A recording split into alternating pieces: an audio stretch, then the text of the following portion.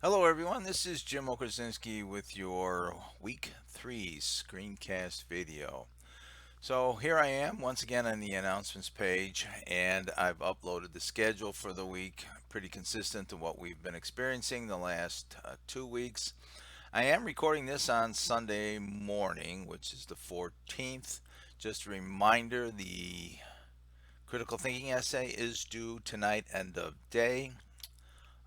If you have any questions about that particular assignment, you can view last week's lecture video about that assignment and the topic for that, which kind of leads me into chapter one and our theme for the course in choosing a topic. Now, chapter one is where Ballinger spent some time working through some of the processes and developing a topic.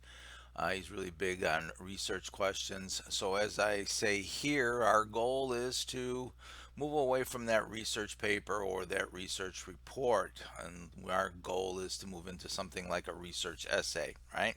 So, we need to develop a topic within the theme.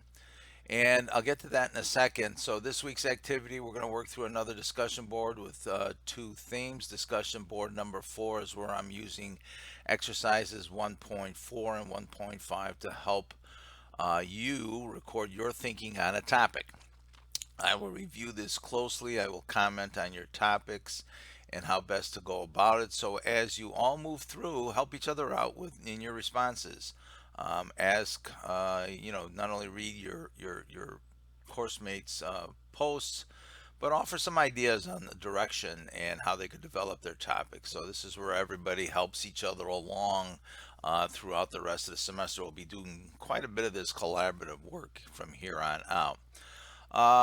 Also, I mentioned here about exercises 1.1 and 1.2 on your own, especially 1.2. I think is sometimes a good brainstorming activity. So, our usual Tuesday, Friday, Sunday schedule is applies this week. So, let me get to the weekly course unit. Also, I've opened up the week 4 course unit. That's the following week. So you want to take a peek at the evaluative annotated bibliography assignment and example, just so that you can wrap your mind around that assignment and the requirements of that assignment. As we move forward, the week 4 will be chapter 2 in researching. So, nonetheless, let's go back to here in week 3. Now, chapter one is, like I said, is all about developing a topic. So, what we want to focus on right now, and in purpose of this screencast too, is to not only discuss the week activity, but to talk about the theme. So, I have the course theme as stated in the syllabus here. All right. So, we've had this discussion about smartphones and their effect on the generation, on Gen Z. We've also talked about how, life history theory, well, not so much life history theory, but Twangy talks about life history theory, and you might want to Google this to help provide some sort of a context for not only her research, but Lukianoff and Haight's coddling of the American mind. These two particular articles do connect in some way. Hopefully, everybody will be able to connect that type of thinking to the essay assignment that is due. So, what we're going to do here, and the focus of this course and research is this semester, our course inquiry will focus on how Gen Z, which is you guys, interacts with the world. You have a different perspective from previous generations, even a different perspective from the millennial generation that came before you.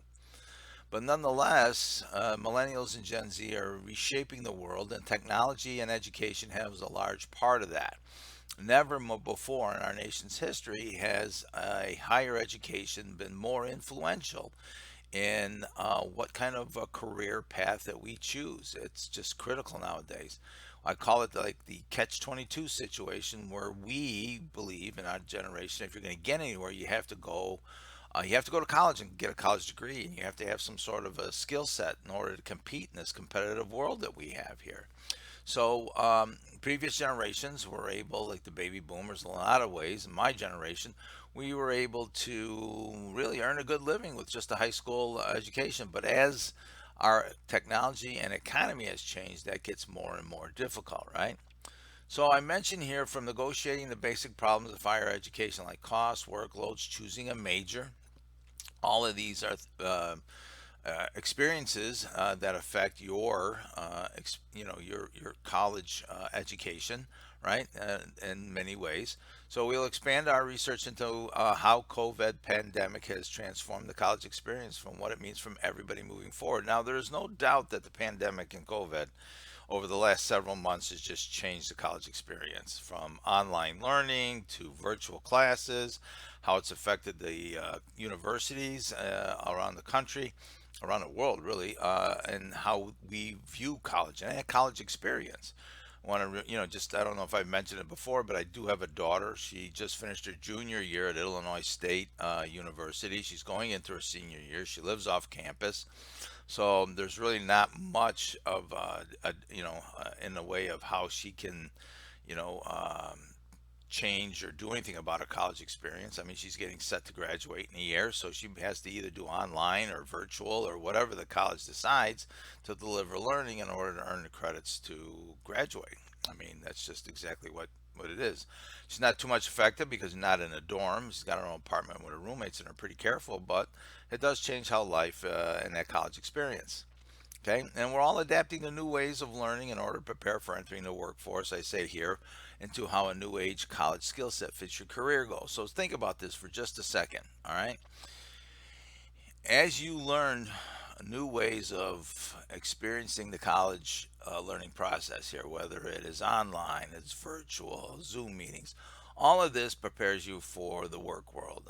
No doubt that we can all agree that the COVID 19 pandemic has changed the corporate work world. I mean, that technology is a critical part of how the world is interacting nowadays. So, think about this for just a while, and you can see how maybe some of your parents work places have changed so much, right? So in order to be successful, developing a growth mindset prepares students for the challenges of today, but combined with a college degree enables students to survive a lifetime of change. I can guarantee you, I am 64 years old, and I remember rotary dial phones, old-fashioned typewriters, and just looking back over my lifetime, how technology and everything has just changed. You have to be able to absorb the new changes in the world and also learn from them and move yourself forward. Otherwise, you're going to be trampled. And I do mean trampled over by all of it. All right. So think about that. Now, one thing to add to this, too, is right now in 2020, we are just flat out experiencing all sorts of transformational activities, if you want to say activities or happenings. All right, so from the pandemic to the Black Lives Matter movements, which really is just talking more too of not only about Black lives and but you're talking about how we police, how we govern, how do we turn around and address things like social services, mental health services, how do we as a society look at some of the support services that have been really just decimated over the last 30 years and what actually police do. So it's a really critical time in our nation's history, and I think in the world history, and how we look at these particular activities and how we treat each other. Um, I'll have more about that in this week's lecture video, but just to get the conversation going, if you want to even look at how your generation interacts with the world with respect to cultures and how we all react and really work in the world together with anything. I mean, June is also Pride Month, so we have a lot out there that we could talk about and research. And remember, the important part of this course is to research and make new knowledge. So, one thing I do not really tolerate too well here in this course is where you recycle an old blah topic just to write a research paper. In other words, a research report. All right. Some students are comfortable in that. Some students are, flat on out. That's what you've been trained to do, and that's what they want to deliver, and they want to get a grade. The idea and the goal behind this course is for you to research, learn something new, write a research essay with your thinking.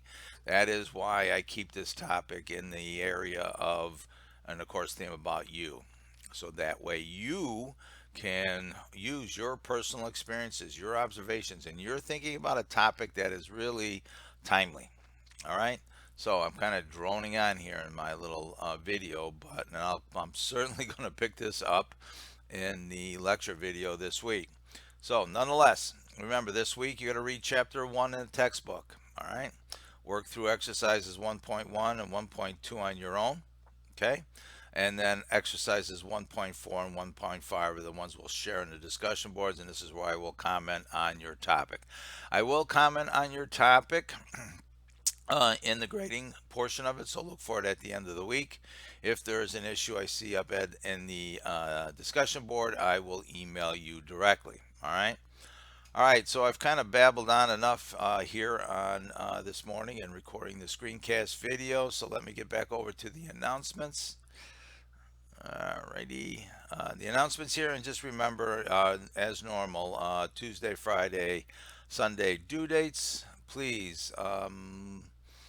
Also, oh, I'm sorry, let's wrap up. The critical thinking essay is due tonight end of day, and I will work through and assess those during the course of the week. All right, like I always close, be safe and good luck.